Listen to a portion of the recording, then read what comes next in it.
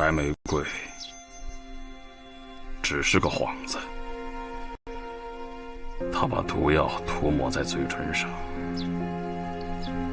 而这种毒药见血封喉。怎么会是这样？我从来没有见过这样的杀手。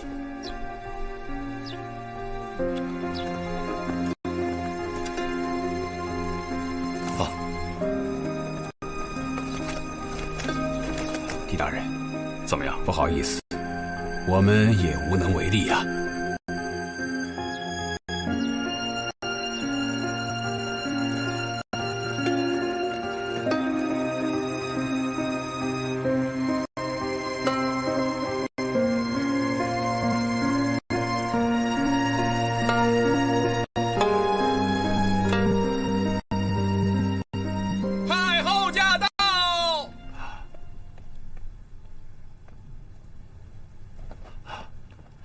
臣叩见太后。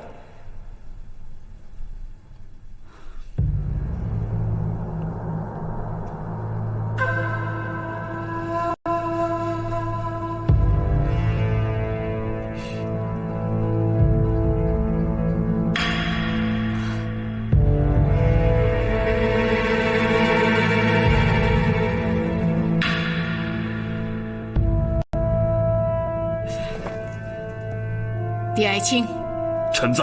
这究竟是怎么回事？李统领，臣在。你说。回太后，这件事情自始至终都是臣在把握，如果臣稍加小心，也不会有如此结局。臣甘愿领罪。臣李多作也甘愿领罪。你们马上查出死因，也好向朝廷、向先帝、向天下的百姓有个交代。臣领旨。退下。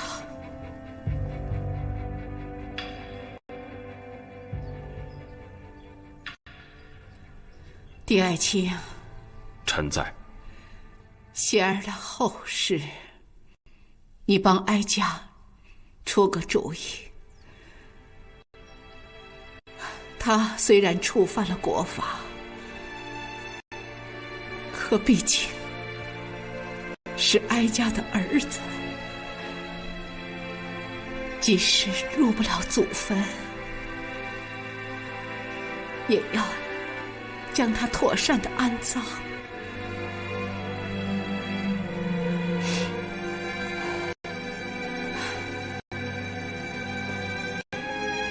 那个叫玲珑的，他杀死太子，死有余辜。然而念他与贤儿有些缘分，又能以身殉夫，就免了他家人的罪责。禀太后，玲珑已经没有家人，他唯一的亲人就是太子了。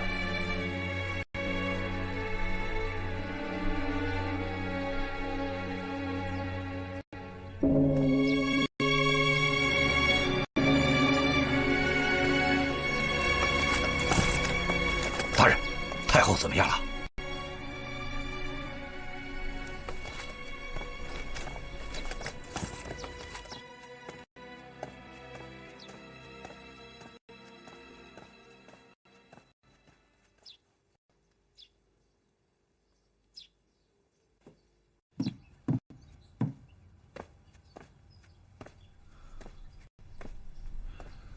老爷，我刚才收拾玲珑的房间，发现了一封信。拿过来。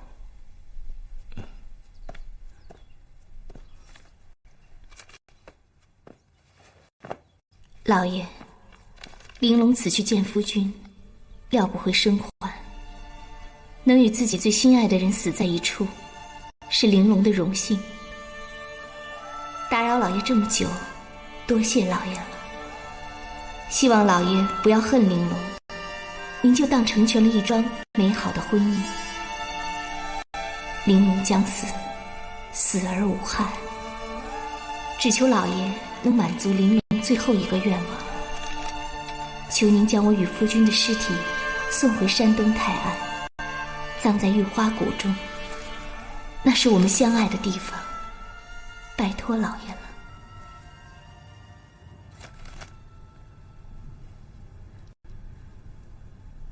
想不到这个女子如此的痴情和刚烈。你们以为此事该怎么办呢？啊？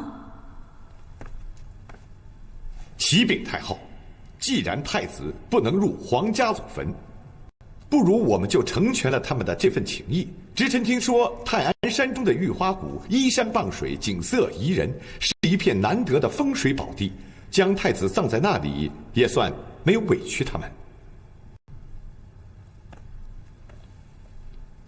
狄爱卿，臣在。你怎么看？回太后，臣以为人已经故去了，有再大的罪过也该宽恕，何况这份情谊难得，臣以为应该成全。臣附议。臣附议。臣附议。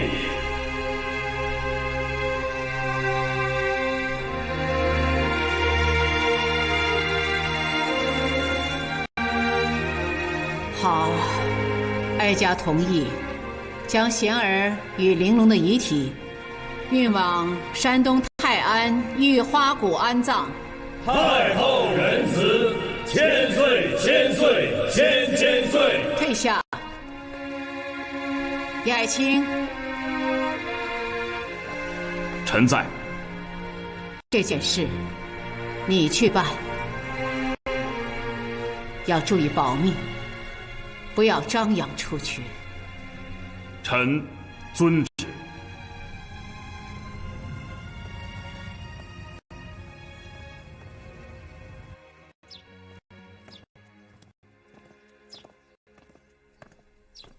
狄大人，擦在女刺客嘴唇上的毒药叫百毒散，这种药无色无味，毒性却十分了得。在一般情况下，药性发作比较慢，但这种药与血碰到一起的话，药性发作便出奇的快了。不过，下官有些奇怪呀。有什么奇怪？百毒散是被称为天下第一毒的灵道子用了160种毒药混合炼制而成的，因为很难提炼，所以药量稀少，十分的奇缺呀。一个普通的养花姑娘是怎么得到这种毒药的呢？当然不是她找到的，一定有人帮忙。那么这位帮忙之人也一定是了不起啊。因为灵道子已近100岁，常年隐居在凌空山中，谁要是想找到他，比登天还要难呐。据你所知，什么人能找到灵道子呢？这个嘛，我还真说不好。灵道子所居住的草屋，人称是百毒屋，四周围都被那些含有剧毒的植物和生物环绕着，一般人根本就进不去呀。当年越王中毒，险些丧命，他的老师想去求灵道子帮忙，结果他本人也差一点命丧黄泉呐。既然他这么难找到，那百毒散是怎么出事的呢？是啊，我也觉得奇怪啊。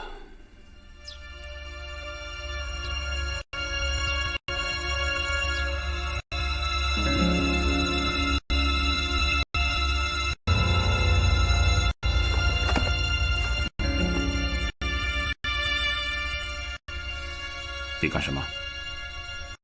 老爷，听说你要将玲珑姑娘的尸体运回泰安。怎么了？我要去送她。我要送玲珑姑娘魂归故里。地府，我们是朋友，既然是朋友，为什么不可以送？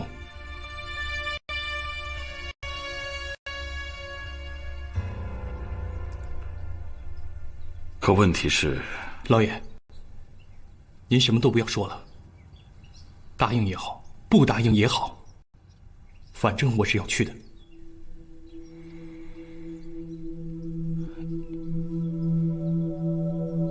想去就去吧。谢谢老爷。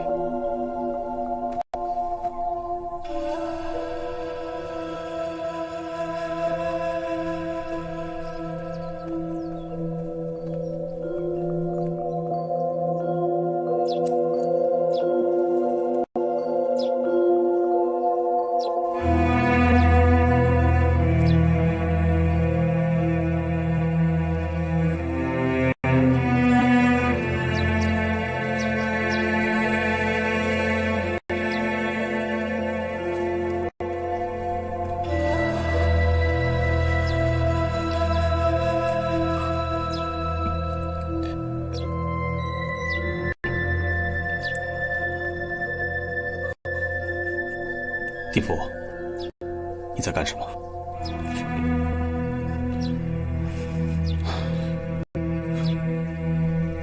兄弟，别这样。我相信玲珑姑娘更喜欢玉华谷的花，对她来说，那里的花才是最好的。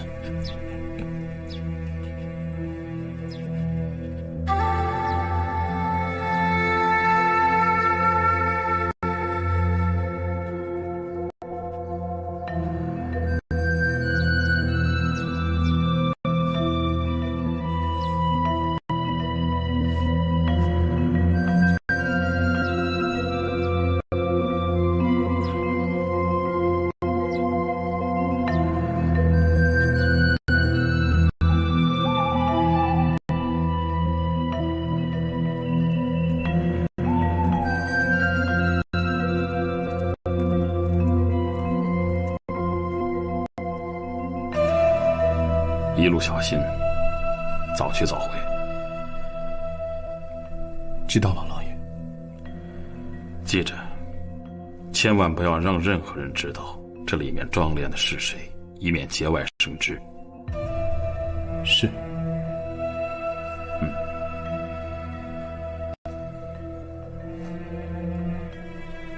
去吧。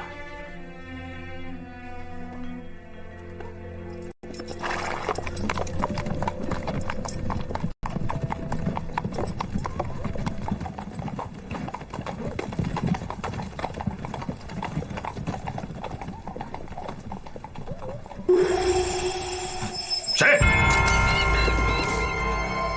快去看看是什么人在窥探！是。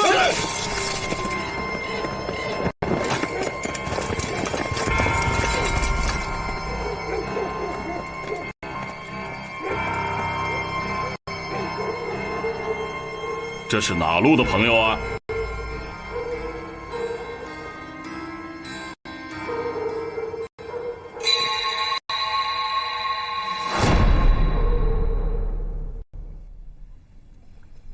下官得罪了。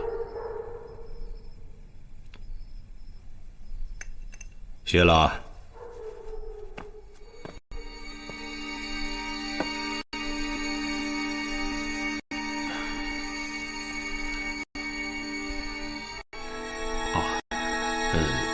请恕下官失礼。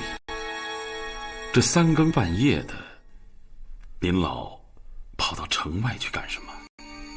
老夫是想送太子。老夫与太子之间，既有君臣之礼，也有师生之情。难道送太子，这也算过分吗？不过分，不过分，理所应当。其实这种情况，您老完全可以事先交代下官，没有必要这样偷偷摸摸的。恕罪。老夫听这话，不应该出自狄大人之口吧？得罪了。太子是何等人，老夫现在又是何等的境遇？而今朝野上下，所有的官员都怕沾染上什么晦气，人都已经死了，还唯恐躲避不及。可老夫又何必不识时务，自讨没趣呢？老大人，您这是忠义两全。真正自讨没趣的，应该是我狄仁杰。我曾经信誓旦旦地力保太子的生死安危，结果不但食言，居然还将凶手送到了他的面前。都怪我太相信感情了。算了，逝者去矣，再检讨也无济于事了。狄大人，秉心而论，你已经尽力了。可谁又能想到，一个柔弱女子竟然是一个杀手，而杀手的手法又如此的奇特，令人匪夷所思，防不胜防啊！是啊，下官也真是糊涂了。痴情女子，无情杀手，这到底哪一个才是真正的玲珑呢？杀手就是杀手，所谓痴情，只不过是表面现象而已。狄大人，老夫有句话，也许不应该说，但还是想一吐为快。您老请讲。太子已死，可天理不能死；太子已亡，可天理不能亡。老夫希望你秉公断案，查出真凶，给大唐社稷，给天下的百姓，也给你自己一个交代。是，下官一定谨记。老大人，下官乃晚生后辈，才疏学浅，涉世未深，想请您老给下官指点迷津。您觉得究竟谁是真凶？狄大人，谁是真凶，恐怕你比老夫心里更明白。啊，5年前太子案就不了了之，可5年之后还有人要害太子。哎呦，您老别激动啊！来，老大人，您喝茶。啊。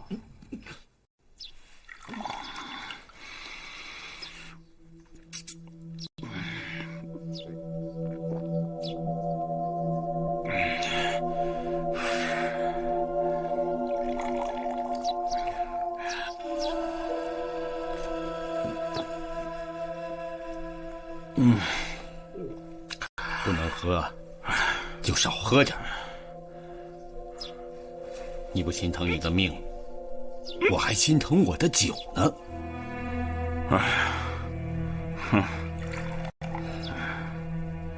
郭大人说的有道理。立宪太子是在你的眼皮子底下被人害死的，你至少应该给自己一个交代。当初在成都府的时候，张简之，狄某总共就喝你几杯酒，你非要揭我的伤疤吗？这是你一个人的伤疤吗？我知道，我现在是老鼠掉进了蜂箱里，随便你们折腾。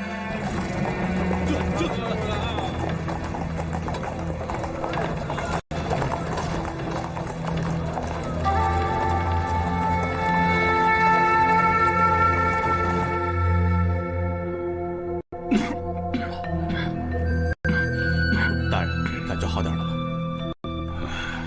哎，我怎么在这里啊？您喝醉了。您在张大人的府上喝得烂醉如泥，是他让我将您接回来的。对，我喝醉了。您呢，险些连苦胆都吐出来了。我知道您心里难受，可李贤太子已经死了，您就是再喝2缸酒下去，他也活不过来。再说太后既然没有怪罪您，您何苦跟自己过不去呢？我输了，我狄仁杰活了大半辈子，断案无数，从来没像这次这么失败。大人，你以前不是常说吗？胜败乃兵家常事。可我输的是人命，一个人会有2条命吗？大人，您听我说，我是想去歇着吧。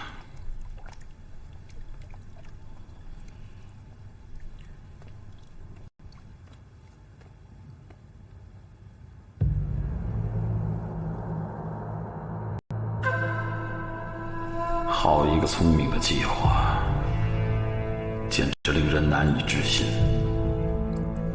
一个养花的姑娘，怎么会想出如此高明的计策呢？虽然这一切是以其生命为代价的，尽管如此，也安排得太巧妙了。用白玫瑰做掩护，吸引我们的注意力。谁又会料到他竟然将毒药涂抹在嘴唇上呢？这毒药是从哪里来的？又是谁策划了这场阴谋呢？败毒散是被称为天下第一毒的灵道子，用了160种毒药混合炼制而成的。因为很难提炼，所以药量稀少，十分奇缺呀。一个普通的养花姑娘是怎么得到这种毒药的呢？玲珑自然很难得到，难道是武承嗣？可武承嗣又是从哪里得到的呢？查不出毒药的来源及其与武承嗣的关系，太子遇害的真相就永远无法大白于天下。还有第2个阿禄，如今又在哪里呢？我必须要找到一根线头，必须要找到。爹，光远，哎，你怎么回来了？是太后准我假，让我回来看看您的。哦，好，哎，你吃饭了没有啊？没有。走，爹给你做饭去啊。好。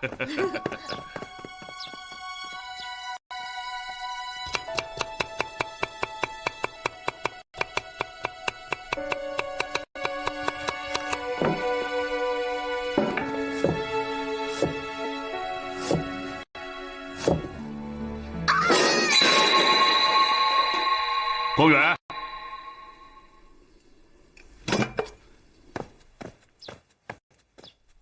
光远，光远，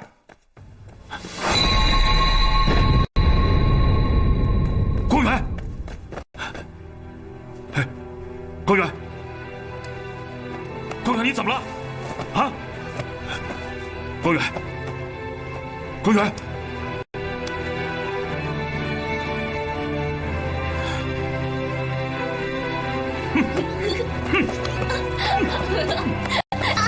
爹，你干嘛呀？你干什么你？爹，把您吓着了吧？你干嘛？你想干嘛？爹，我告诉你啊，宫里护卫队有位大哥告假回家成亲，就在成亲的当天夜里，刚娶过门的新媳妇突然死了，喜事变成了丧事，他心里好不难过。哦，然后你就跑回来啊，想把你爹也吓死是不是？啊！你个淘气鬼！淘气鬼！这个太咸，这个太淡。赶紧吃！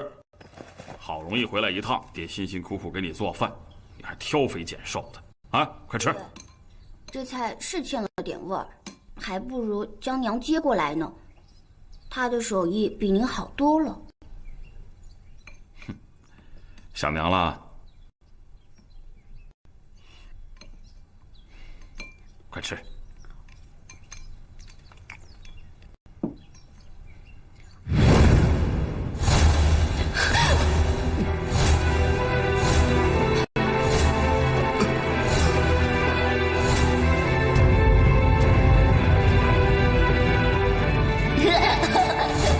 徐莫愁，独狼主，灵道子。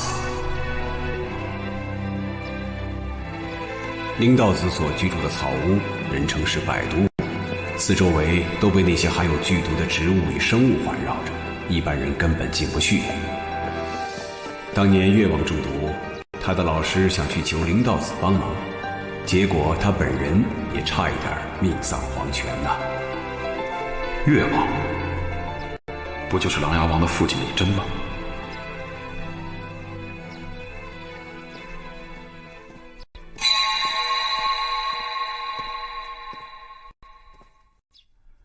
服过百毒散的人，有没有可能不死？这怎么可能啊？百毒散在毒性发作之前是没有任何迹象的，一旦发作，根本就无法救治。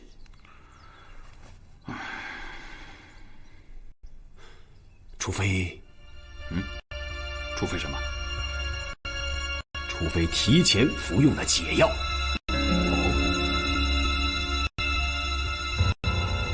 10年前，灵道子为了得到我师父一张毒药秘方，就与我师父打赌说，他可以服用了百毒散而不死。我师父不相信，就对他说，如果他能不死的话，就将秘方送给他。果然，灵道子当着我师父的面吞下了百毒散，当时就毒发身亡了。可是谁也没有想到啊，5天之后他又活过来了，硬是找到我师父，将毒药的秘方要走了。后来我师父才知道啊，他上当了，原来灵道子早就提前服用了解药。解药？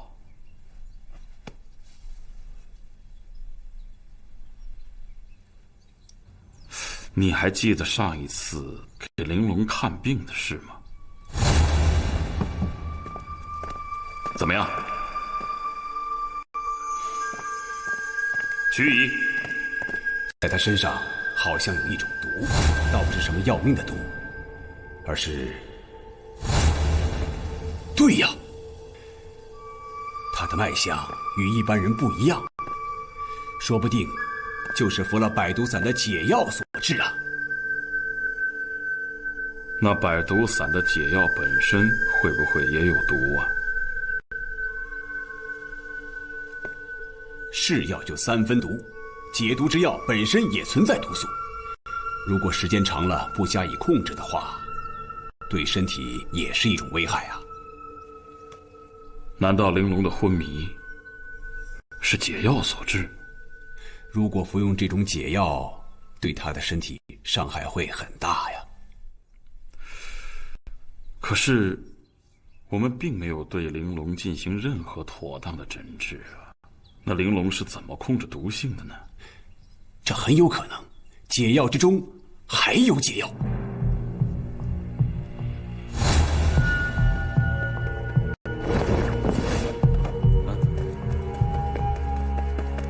是阿禄，我明白了。那个假阿禄到我府上，他确实是找玲珑，但他不是杀人，而是送解药。多谢。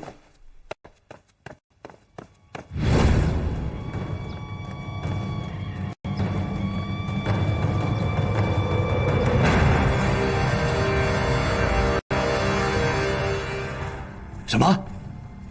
李贤太子有可能是假死？狄大人，这事儿咱可不能开玩笑啊！哎，先不要急着下结论。要想知道事情的真相，我们就先来回忆一下整个事件发生的经过。如果玲珑和太子是假死，那么就是说，玲珑找丈夫，找到我的府里来，一直到她刺杀李贤太子，就是一个完整的、极其严密的营救太子的计划。问题是，玲珑她只是一个养花的女子啊，她如何会有那么大的本事呢？她是没这么大的本事，她幕后的主使者可有这么大的本事。谁？我们先不要管他是谁，我告诉你啊，他手下有2个重要的人物，一是泰安知府黄有安，2是厨子阿禄。这2个人都是武承嗣的走狗。武承嗣？不可能吧？是啊，这听起来的确是令人匪夷所思。武承嗣救了太子，哼哼，我都被自己这个结论吓了一大跳啊！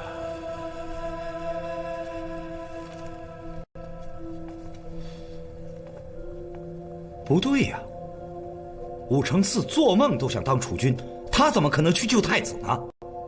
哼，是，连我自己都不敢相信啊。这样推断呢，倒是让我想到了一个人。你们来看看这张图啊。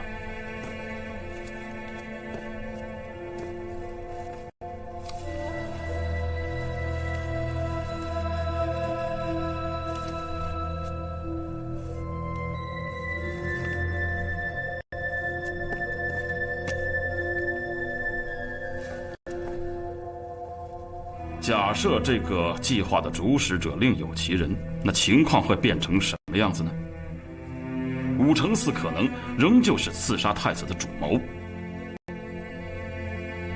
但是螳螂捕蝉，黄雀在后，只不过他被这位高明的主使者给利用了。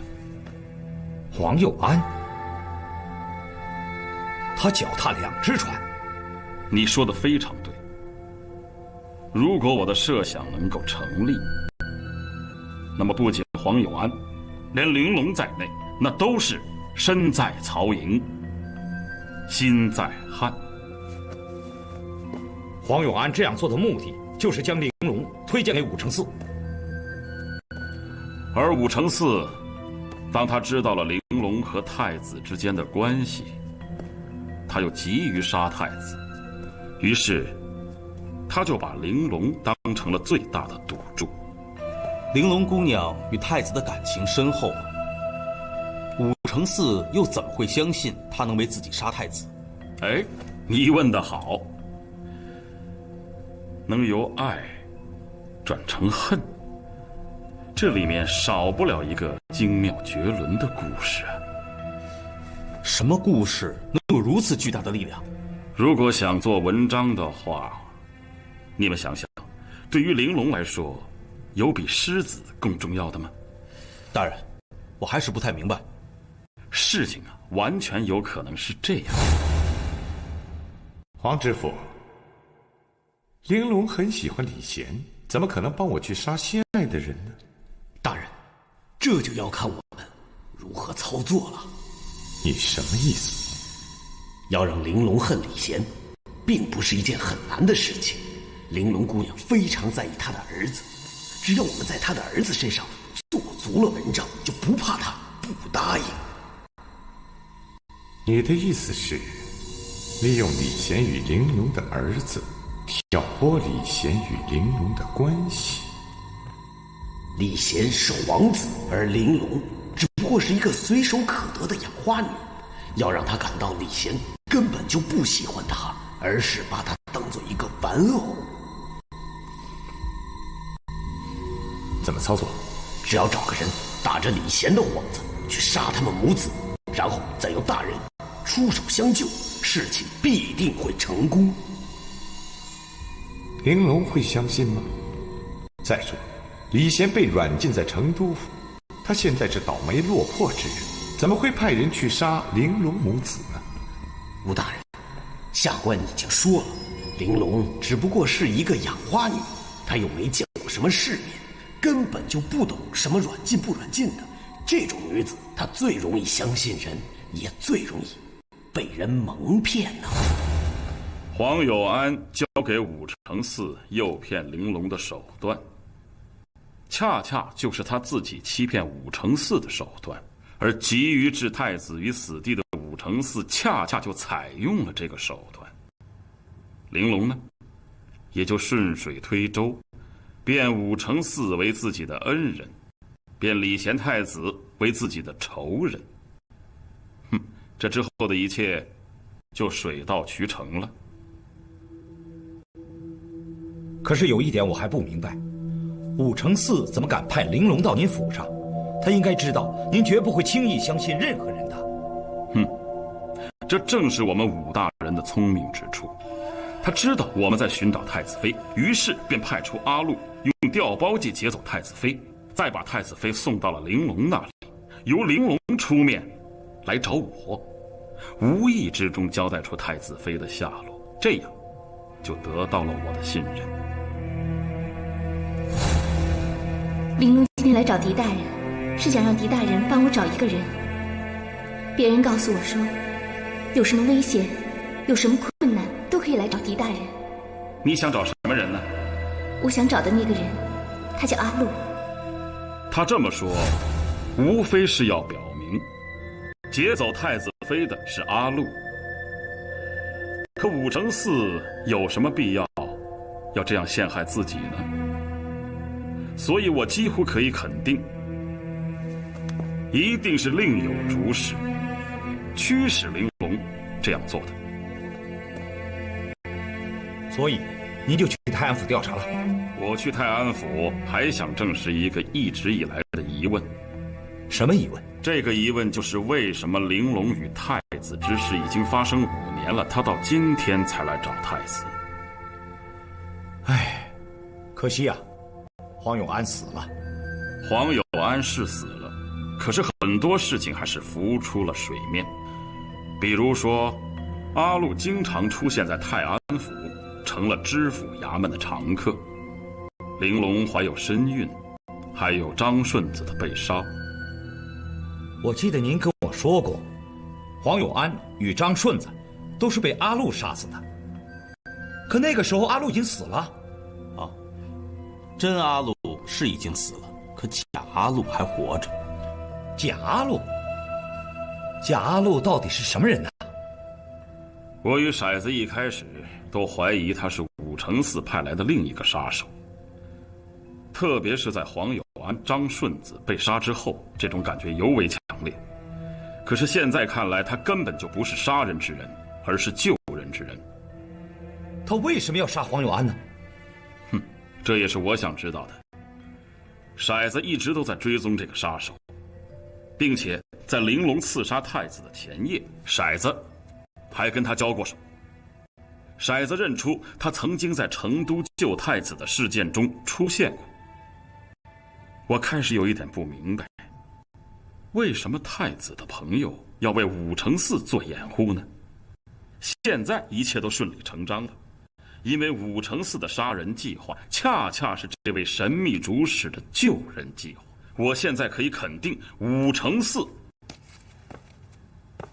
绝不是救太子的主使。可是，太子与玲珑是同时服毒自尽的，这是我们在场都亲见的事实啊！难道毒药还有假的吗？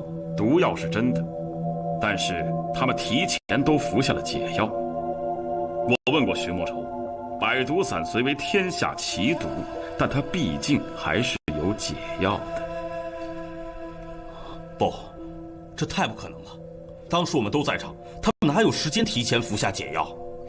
你们还记不记得，第一个刺客闯宫的时候，窗户上那个窟窿？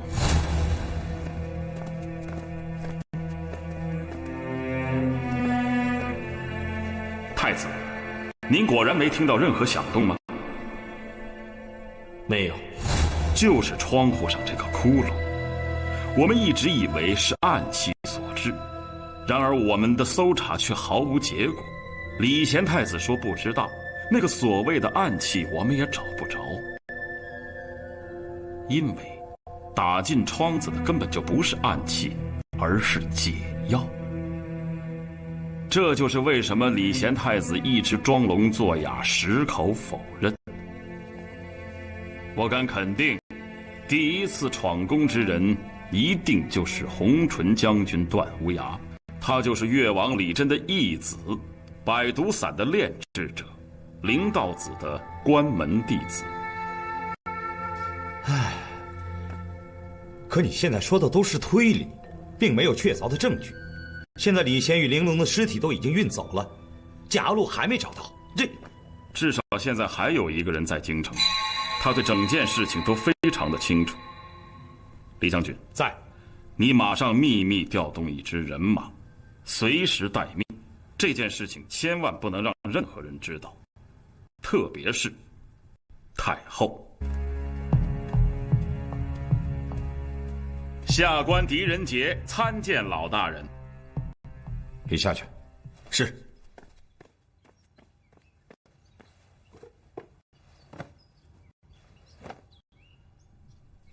狄大人。哦，下官在。来找老夫有何贵干呢？我记得老大人说过，太子已死，天理不能死；太子已亡，天下不能亡。希望我狄仁杰秉公断案，查出真凶，给大唐天下祖宗社稷，也给我自己一个交代。我想现在是交代的时候了。我什么也不想听，你回去吧。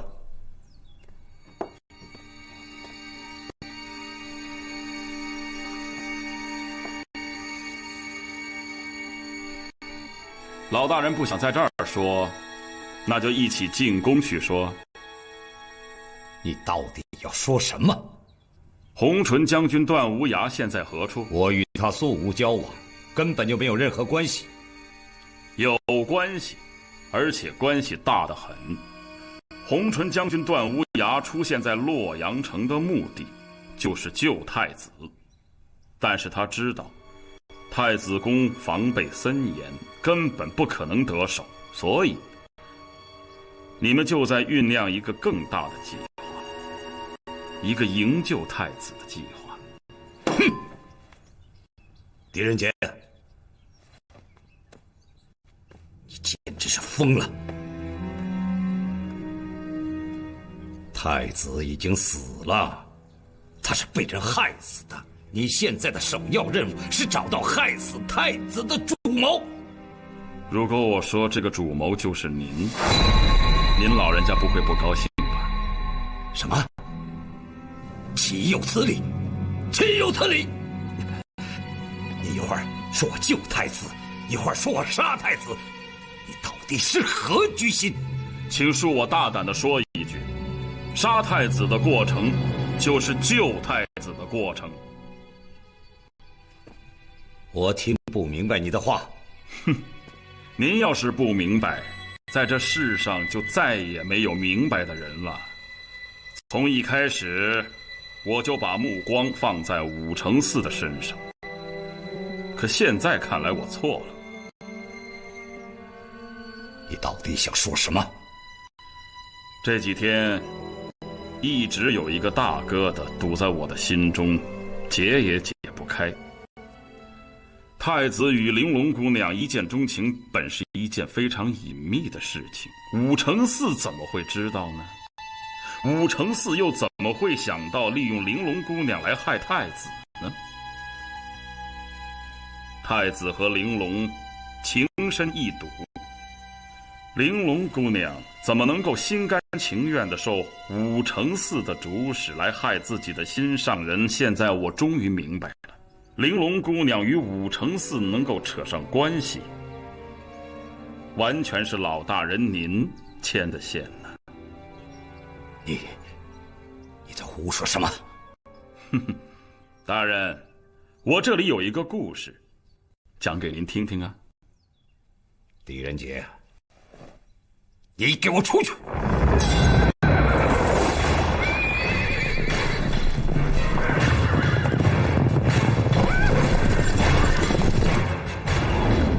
玲珑能得到皇知府的关照，是老大人您安排的吧？就算你知道了，又能怎么样呢？玲珑已经是太子的人了，我身为老师与臣子，难道就不能帮帮他吗？可以，当然可以。换作是我也会这么做的。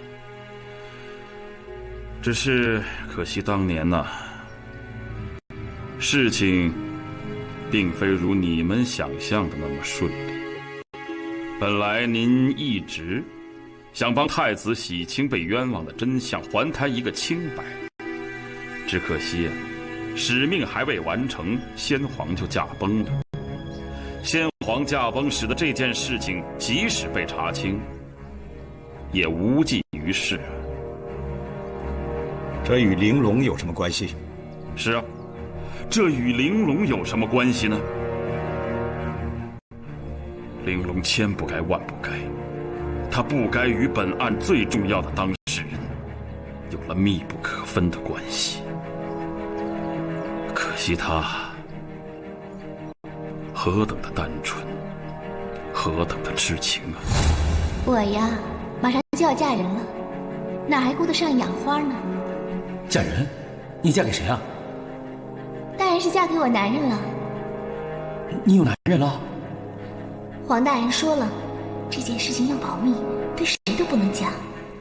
我与你相离，再告诉你的。那你男人在哪儿？我也不知道。你男人在哪儿你都不知道？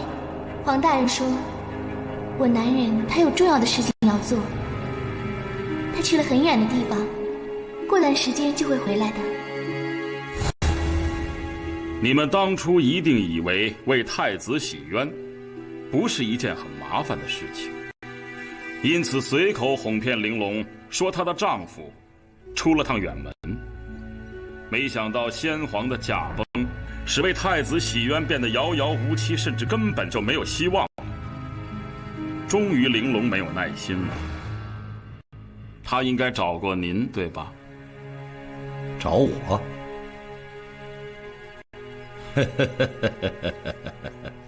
狄大人，你可真会开玩笑。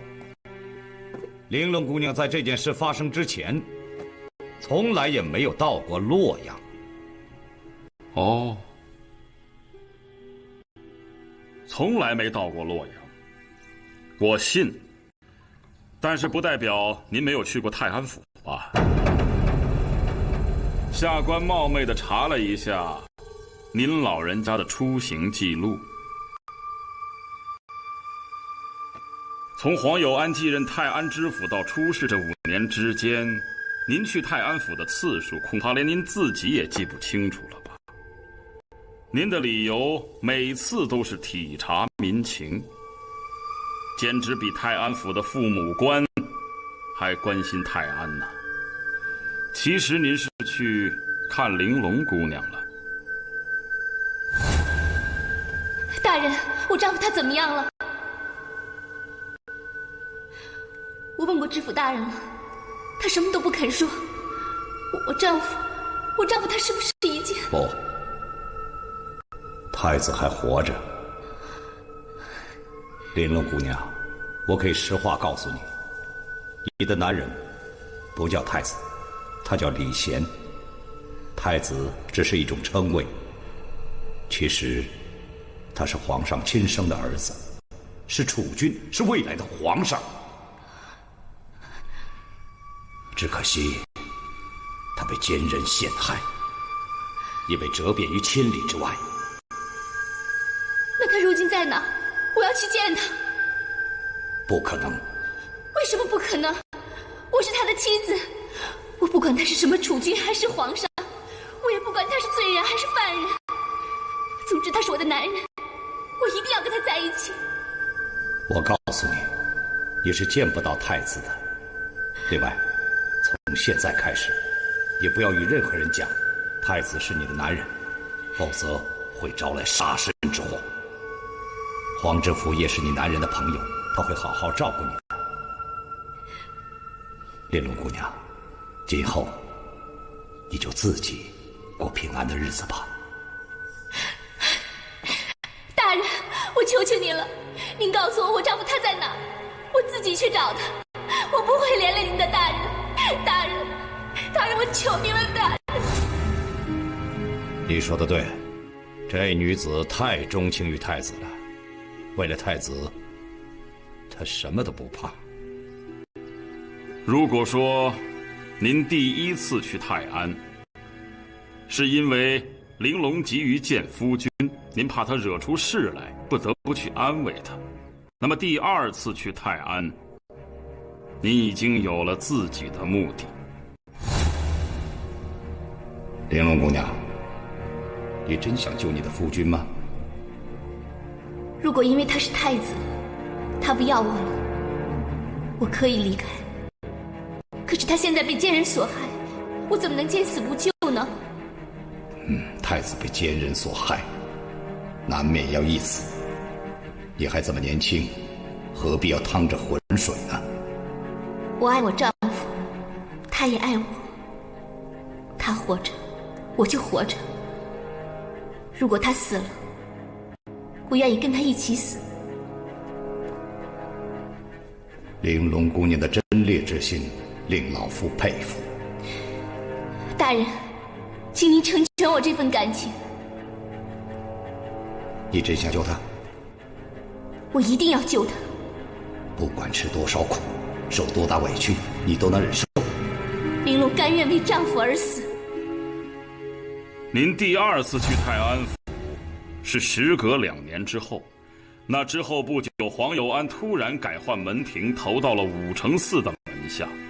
用您的话说，这黄有安是个老实人，也是个聪明人，颇有点凤凰攀高枝的意思。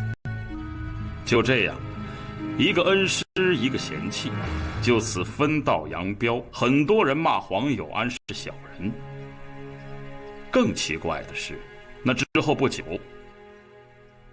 玲珑便从感恩堂里悄悄地消失了。2年前，我曾经见过1、2次，后来就再也没有见过了。有人说，有更大的官看上他，把他接走了。什么时候接走的？不知道。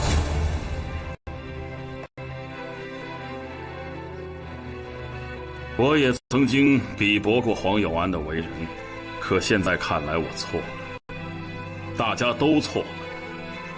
黄有安投靠武承寺，不是背师求荣，而是大人您一手安排的。您让黄有安故意接近武承寺，再把玲珑介绍给他，那样玲珑就顺理成章地成了武承寺的人。武承寺做梦也不会想到，这个漂亮朴实的养花姑娘，竟然是您安插在她身边的耳目。成都府营救太子的计划失败之后，您就着手一个新的计划。这个计划的关键就在于利用武承寺，他急于除掉太子的心态，诱导他制造了行刺太子的特殊机会，并实施杀人计划。而执行计划的唯一人选，正是已经骗取他绝对信任的玲珑姑娘。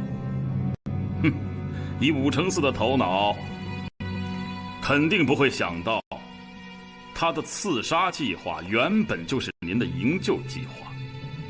这个计划的巧妙之处还不仅于此，而在于他既能救人，又不致引火烧身。老大人，您的奇招之高，普天之下，恐怕酣逢敌手啊。都说名师出高徒，也难怪，在您与黄有安大人悉心的调教之下，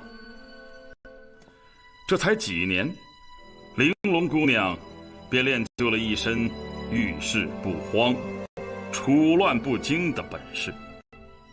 她可以从容地表现她的幼稚，她的朴实，还可以从容地做出各种单纯的表演，以至于我都相信她不过是一位寻找丈夫的普普通通的养花姑娘，她的表现是如此完美，如此成功。都说狄仁杰是编故事的高手，果然名不虚传。在您的面前愧不敢当。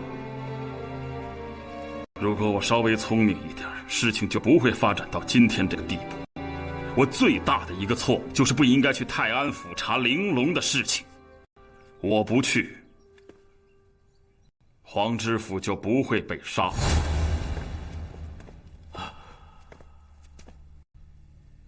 黄大人，没有人要杀他，是他找死，对吗？我也一直纳闷，黄知府在整个计划中是如此重要的一个人物，可谓是有功之臣，怎么能说杀就杀呢？而且杀了他，对整个计划的顺利进行没有一点好处。后来我明白了，他一定是后悔了，他不想干了。与玲珑相处了2年，他喜欢上这位姑娘了。他那位可怜的夫人我也见过，确实像只母老虎，当然无法与玲珑相比。玲珑姑娘又朴实，又善良，又漂亮，特别是善解人意，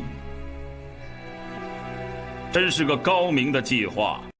由段无涯提前将解药送给太子，由武承嗣将玲珑送到我的府上，再由我帮着您将玲珑直接送到太子宫，这样太子与玲珑姑娘便可以双双殉情，掩人耳目地表演他们的假死。玲珑给我留下了一封信，说他死后愿意与太子的尸体同葬于泰安御花谷，听起来合情合理，有情有义，就连武承嗣和太后都为之感慨了一番呐。狄仁杰就是狄仁杰，看来没有什么事能瞒得了你。惭愧，在这个故事里，还有一个绝对不能忽视的重要人物，那就是第2个阿禄。阿禄明明死了，却又莫名其妙地复活了。先是黄有安在屏风上留下了一个禄字，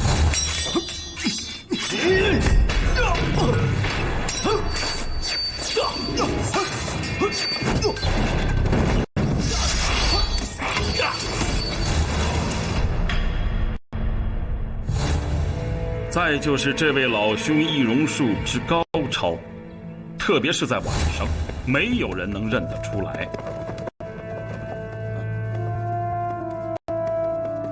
谁？阿禄。再加上杀害黄有安的手法，使我不得不相信阿禄是真的复活了。可这里面有一个问题，就是他可以去迷惑骰子和任何人，唯独不该做的就是去找黄有安，因为此2人共同参与您的计划，彼此相熟，没有必要易容掩饰。那么黄知府在屏风上留下的这个禄字，他究竟是谁呢？肯定不是鬼魂，而是另有其人。这个禄字不是阿禄，而是郭大人您府上的管家李禄。这第2个阿禄就是李禄。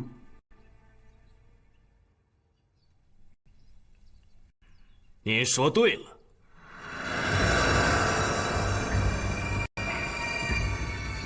李大管家竟然还是一位深藏不露的高手，把厨子阿禄扮演得惟妙惟肖，令人叹为观止啊！狄大人现在才知道，是不是有点晚了？哦，你很快就可以见到黄有安与那个厨子阿禄了。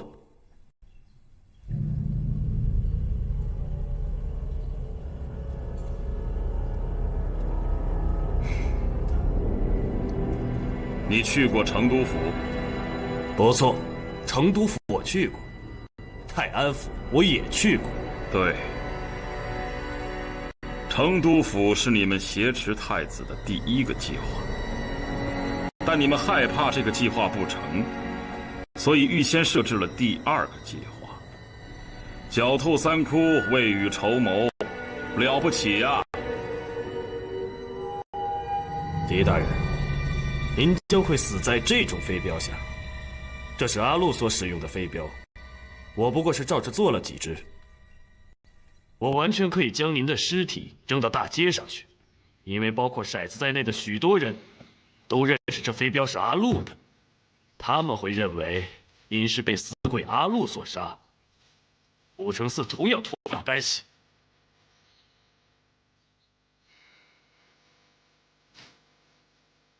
这么说，今天将成为我的忌日。没错。未必吧。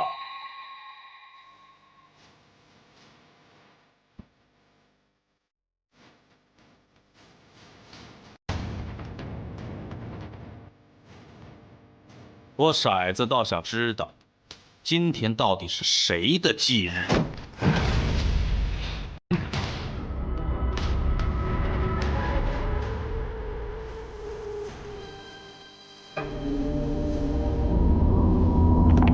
李罗，不要动手！你们都不要动手。狄大人，既然你什么都知道了，那你打算如何处置？您说。我希望你网开一面，还太子以自由之身。就是说，让我做您的同谋。只有狄大人不声张，这件事不会有任何人知道。这个世上没有永恒的秘密，用不了那么久，我只需要5天。5天之后，就会有人将太子送到一个任何人都找不到的地方。这之后呢？之后你们就可以公开竖起拥立新主的大旗，与朝廷为敌。今日的朝廷已经不是礼堂了。今日皇位上坐的可是太子的兄弟，他就是个傀儡，是武则天的附庸品。你们真的这么想打仗吗？眼睁睁地看着一片大好河山被拆得七零八落，你想没想过后果是什么？想过，不是鱼死就是网破。鱼死也好，网破也好，结果只有一个，受害的是谁？是百姓啊！百姓要的是安宁，不是战乱。要想还政于礼堂，就要付出代价。一定要以百姓的痛苦作为代价吗？古往今来都是如此。老大人，不要再说了。狄仁杰，你要想告发老夫，我现在就可以跟你走。可你不要毁了太子，毁了大唐数十载的基业。你不要忘了，你也是大唐的臣子。大唐臣子？你们拿我当大唐臣子了吗？在整个的阴谋中，我狄仁杰是你们的第一个牺牲品。如果太子被救的消息真相大白，第一个要坐大牢的就是我狄仁杰呀！你害怕了？我是害怕了。我狄仁杰死不足惜，可你们现在要害的是普天下多少无辜的苍生。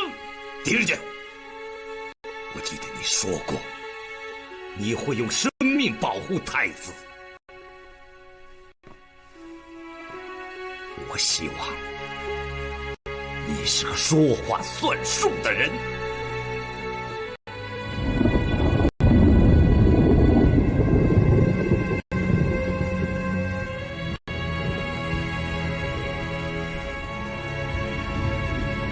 失去鲁阳，还是回京城？臣请太子做主。死一个李贤，无非是少一个皇子。倘若战乱一开，天下要死多少个儿子？太子英明，臣狄仁杰愿肝脑涂地，力保太子的安全。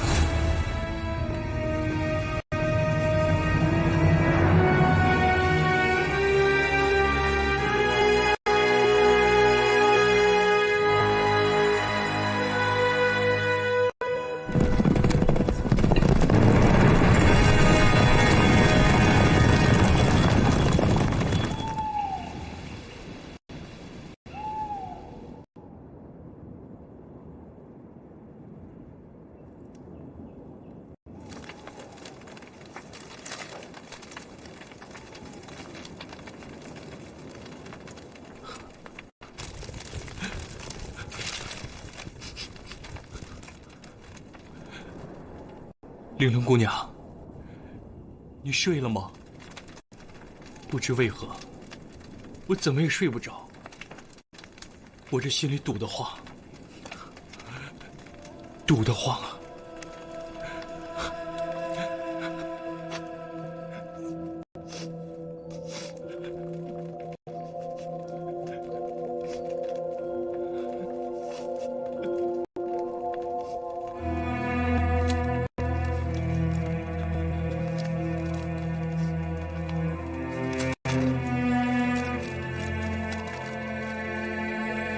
玲珑姑娘，按理说，我实在是不该在您与太子的灵柩前说这样的话，可我忍不住，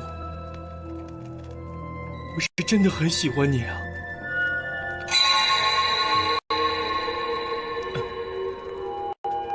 玲珑姑娘，你一定是听到我说的话了，你千万不要生气，我知道。我配不上你，可我是打心眼里喜欢你的。等到了泰安，我一定给你立一个大大的牌坊。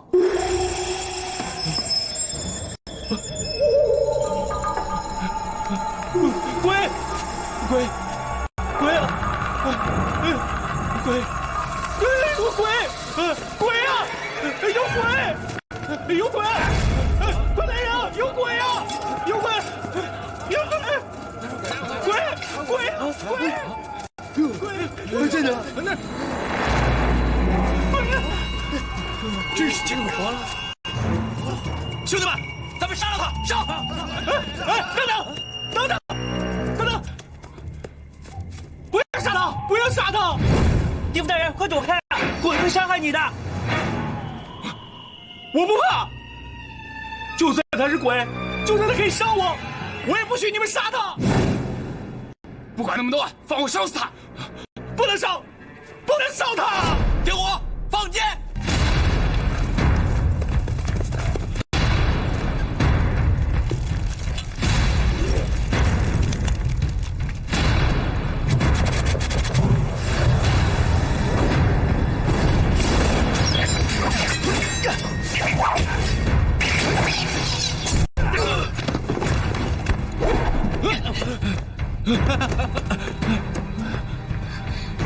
你拉着马车先走，我来对付他们。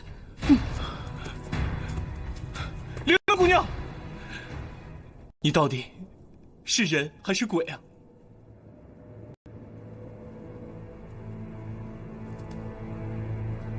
玲珑姑娘，你还活着？这是真的吗？还是梦？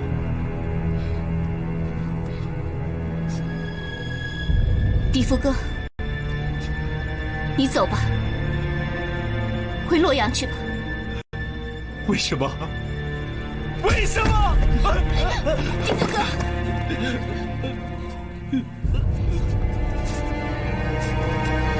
地福哥，你回去吧，不要来找我了。玲珑！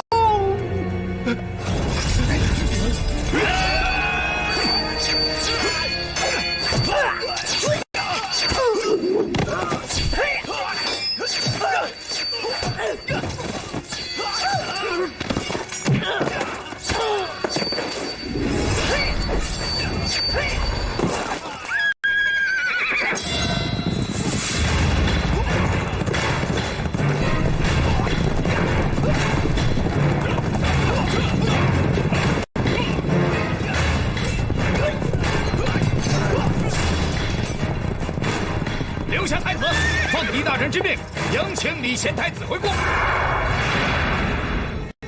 段大哥，你不是说会有人接应我们吗？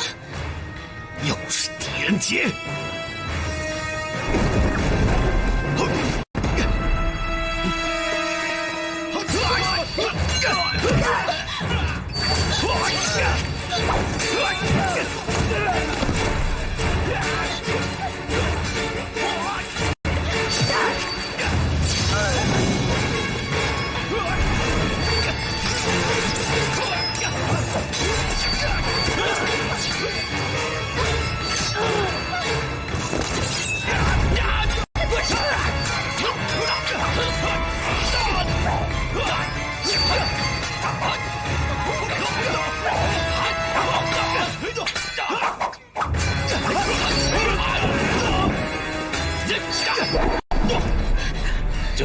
你们快走，林龙，走。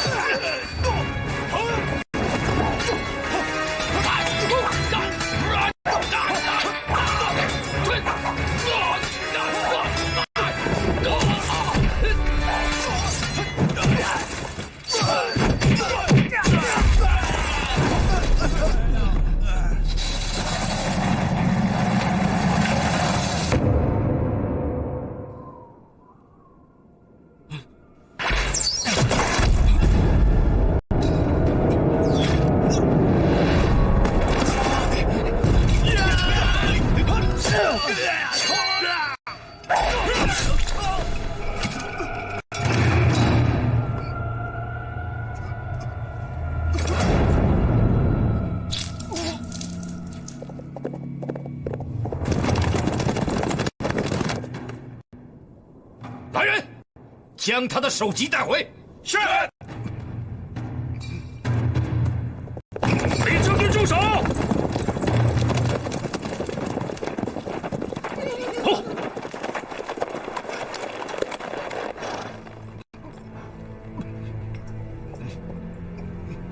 李禄，杀人太多，这对于你来说恐怕是最好的结局了。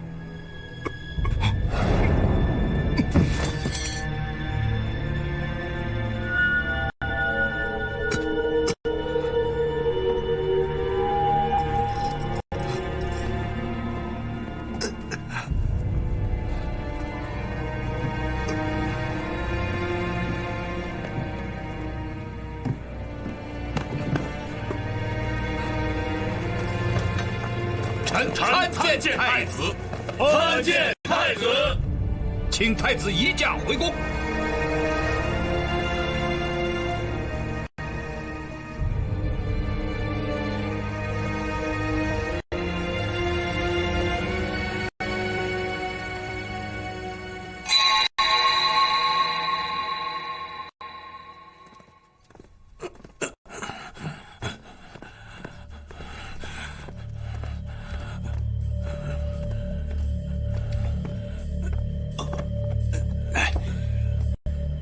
吴大人，没事吧？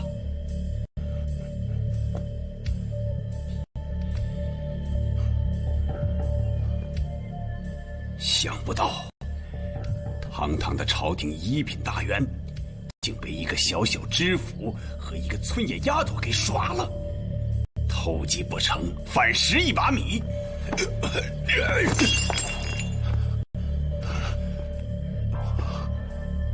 这种主意绝对不是黄有安与那个臭丫头能想得出来的。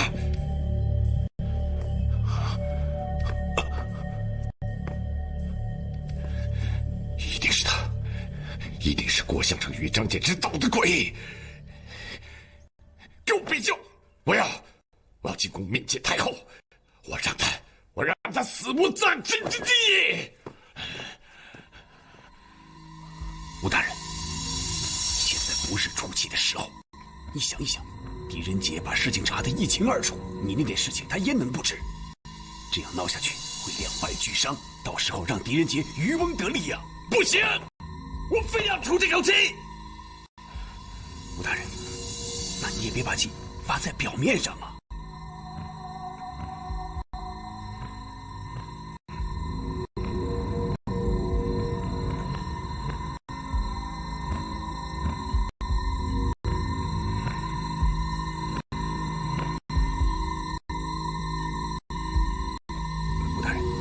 先歇息吧。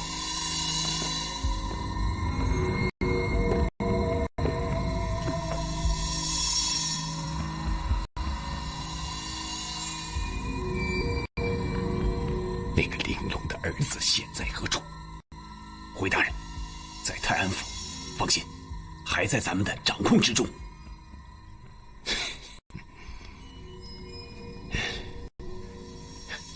你不管是偷是抢，总之将他给我弄到这儿来。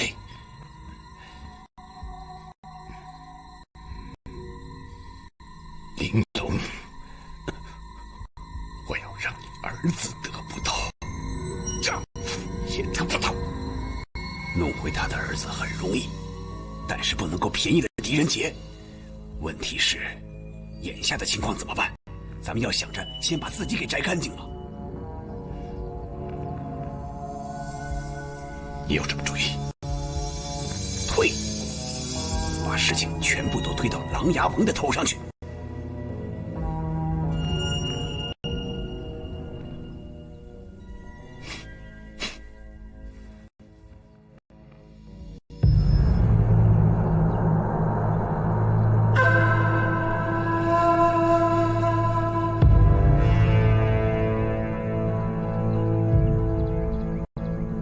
我不是说过要你等我的话吗？是。为什么不等？我是为自己着想，更是为大人您着想。纸包不住火，血埋不住人。一旦真相大白于天下，大人与我都是朝廷的罪人。与其人头落地，慢慢抄斩，还不如及早动手将太子抢回来。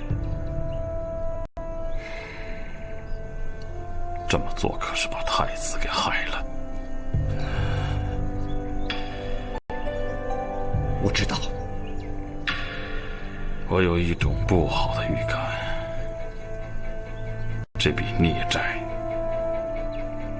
会一直缠绕着我们的。狄仁杰接旨。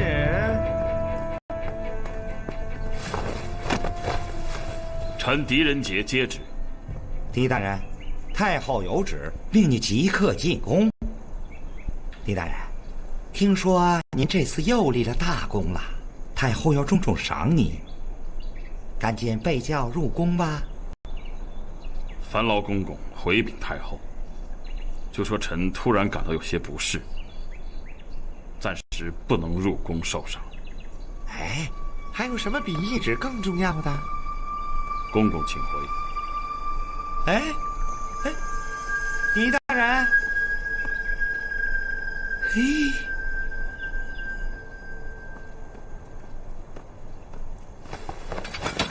微臣参见太后。李爱卿，快请起。谢太后。李爱卿，你与狄爱卿及时识破了琅琊王的阴谋，带回了礼贤，为朝廷立了一大功啊！哀家已经跟皇上商议过了，要重重的奖赏你们。此事多亏狄大人明察秋毫，才使得琅琊王的奸计未能得逞。臣不敢贪功。哎，你也功不可没嘛。胡喜乐，奴婢在。狄仁杰为什么没有来啊？狄大人说他突然感到有些不适，故而不能前来。嗯。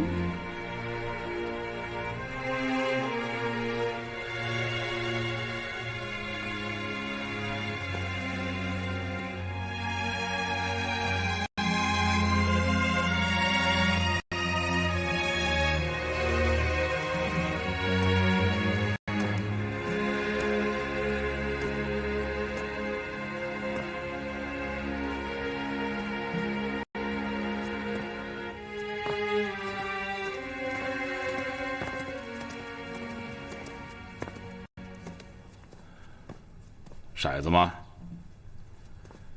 今天就别出去了，我给你做刀削面吃。我这里还有半瓶老白粉，你呀，也别多想了，很多事情过去就过去了啊。哎，你怎么哑巴了？哀家也想吃老家的刀削面。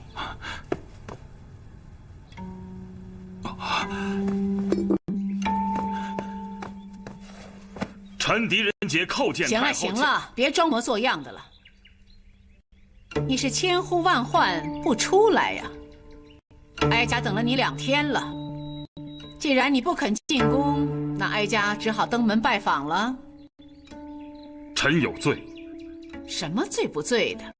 你现在是功臣了，你是朝廷的功臣，也是皇家的功臣，该重重奖赏才是啊。这棺材刷完了吗？请太后客厅奉茶。别跟着我。遵旨。太后请。